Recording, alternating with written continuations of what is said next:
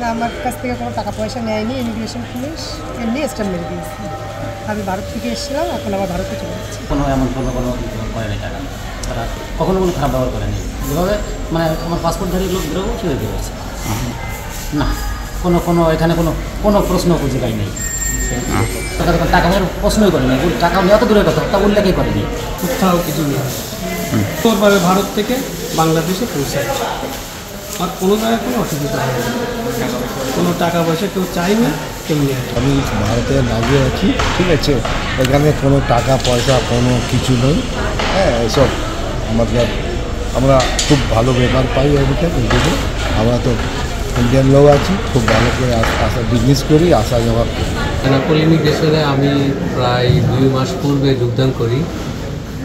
এখানে যোগদান করার পর থেকে আমি যাত্রী সাধারণের সেবার মান উন্নয়নের জন্য চেষ্টা করে যাচ্ছি। আমার সমস্ত পুলিশ অফিসার এবং ফোর্স সবার সাথে সুন্দর ব্যবহার করে এবং কোনো রকমের অনিয়মের সাথে যেন পুলিশ জড়িত না হয় সেই ব্যাপারে আমরা সজাগ আছি এবং যাত্রী সেবার মান পূর্ব থেকে অনেক বৃদ্ধি পেয়েছে। আর ইমিগ্রেশনের পুলিশের ব্যাপারে প্রতিনিয়ত অনেকেই মানুষের বিরূপ কিছু কথা বলতো আগে, কিন্তু এগুলো এখন বেনাপোল ইমিগ্রেশনে এইগুলা নেই এবং এই কোনোরকম দালাল চক্র আমাদের এখানে আসে না এবং তারা অনেক প্রবাসী করতে পারে না বলে আমি জানি।